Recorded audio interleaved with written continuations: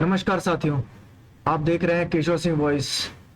जैसा कि एक और अनोखे बोल, रामायण में तो अनोखे बोल एक महाराज है, उन्होंने कहा है। अब एक और अनोखे बोल है जो हमारे बिजनेसमैन, इन्फोसिस के जो चेयरमैन, जो इन्फोसिस के फाउंडर मिस्टर नारायण मूर्ति ने कहा है कि आज के युवाओं को कम से कम देश हित में 70 घंटे काम करना चाहिए। आप इस बात को के ऊपर जोर दीजिएगा, देश हित में, क्योंकि इन्होंने ऐसा कहा क्योंकि इन्हें पता है कि इनकी बातों को जिस देश का प्रधानमंत्री 16 घंटे 18 घंटे अगर वो बोल रहा है हफ्ते में काम का, रोज काम कर रहा है, तो ये 70 घंटे अगर ये कहते हैं तो कोई इसमें गुरेज नहीं। 70 घंटे आज के दौर में अगर युवा काम करता है तो सबसे पहली चीज, यदि वो उतना काम करता है तो क्या सवाल ये खड़ा होता है कि अगर वो उतना काम करे तो उसके बदले में उसे क्या मिलता है, उसके बदले में उसे क्या मिलेगा। अगर वो इतना समय देता है, देश हित में देता है, लेकिन वो देश हित होता है या जिस ऑर्गेनाइजेशन के लिए या जिस संस्था के लिए वो काम कर रहा होता है उसके हित में होता है। हमने देखा है कि इनकी इन्फोसिस जो कंपनी है, इनकी अपनी कंपनी जो है, वो 8 घंटे 10 घंटे बोलकर युवाओं से 14 घंटे और 15 घंटे का काम लेती है।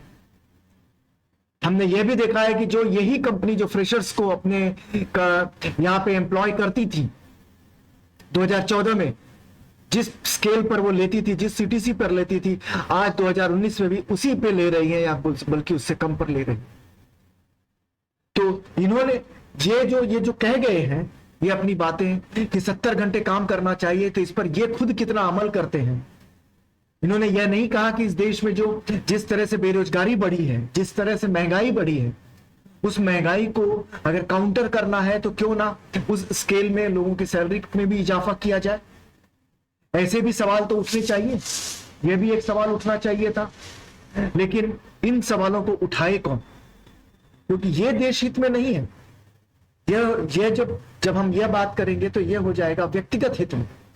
अब एक मजेदार फोटो मैं आपको दिखाता हूं। ये देखिए, ये इन्फोसिस का एम्प्लॉय है जो 17 घंटे काम करता है। उसे जहां समय मिल गया वो रोड पर भी बैठ के वो काम करे। यही नारायण मूर्ति चाहते हैं। नारायण मूर्ति यही चाहते हैं कि देश का युवा आज सिर्फ और सिर्फ उस संस्था के लिए ही होके रह जाए, ना उसका परिवार हो, ना उसका कुछ हो। वो सिर्फ काम करे और काम करे, बैलों की तरह सिर्फ काम करता रहे। इस देश में हार्ड वर्कर चाहिए, स्मार्ट वर्कर नहीं चाहिए, यह नारायण मूर्ति का कहना है। एक सवाल मैं और यह पूछना चाहूंगा कि नारायण मूर्ति ने इस देश को क्या दिया है, कितना दिया है? अन्य बिजनेसमैन, अगर मैं ये देखने जाऊं, अन्य का मतलब है कि मैं अगर टाटा से या किसी ऐसे अजीज प्रेम जी से अगर मैं इनकी तुलना करूं तो इन्होंने इस देश हित में देश के लिए क्या किया है? कुछ किया है? आप बताते हैं आप सादगी में जीवन जीते हैं, ठीक है, सादगी में आपकी जरूरत कम है।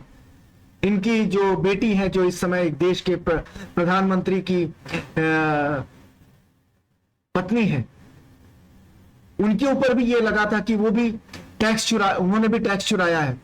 जब आप इतने ही एथिकल हो, इतने ही सैद्धांतिक हो, तो सबसे पहले खुद को लीड फ्रॉम फ्रंट होता है कि सामने आकर नेतृत्व करिए, फिर आप बात करिए दूसरों के लिए कि दूसरे 70 घंटे काम करने चाहिए या 80 घंटे काम करने चाहिए। आज का युवा 80 घंटे काम, वैसे देखा जाए तो आज का जो युवा है वो 70 घंटे से कहीं ज्यादा काम करता है। जब वो घर से अपने निकलता है वापस घर में आने तक, और घर में आने के बाद भी जब वो अपनी कंपनी के लिए काम करता है, और बदले में उसे मिलता क्या है? बदले में उसे उसी 8 घंटे की जो सैलरी मिलती है वही मिलती है। और फायदा कौन लेके चले जाता है? नारायण मूर्ति जैसे बिजनेसमैन लेके चले जाते हैं। ये एक बिजनेसमैन है, ये किसी देश के लिए और किसी के नहीं हो सकते। जब इस देश की सरकार ने जब कॉर्पोरेट टैक्स को जब कम किया था, तो क्यों नहीं इन्होंने कह दिया आगे आकर के कॉर्पोरेट टैक्स को क्यों घटा रहे हैं आप, उसे बढ़ाइए, क्योंकि वो देश हित में है। तब तो इन सब के मुंह में दही जमी थी, तब देश हित इन्हें नहीं दिखाई दिया।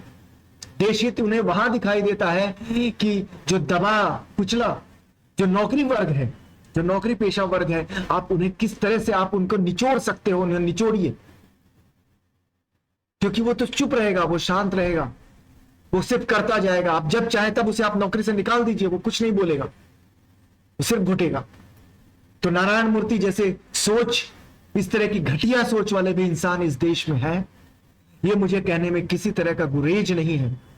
आप अगर इतने ही अच्छे देश के लिए अगर आप इतना ही सोचते हैं तो क्यों नहीं आप उन युवाओं के बारे में सोचते हैं जो आपकी ही कंपनी में 16 घंटे 17 घंटे जो वो अपनी आपकी कंपनी में देता है, जो वर्क फ्रॉम होम में है, जो घर से काम करता है, लेकिन अगर उनके घंटों को अगर जोड़ा जाए तो वो किसी 14-15 घंटे से वो ज्यादा ही होता है एक दिन में।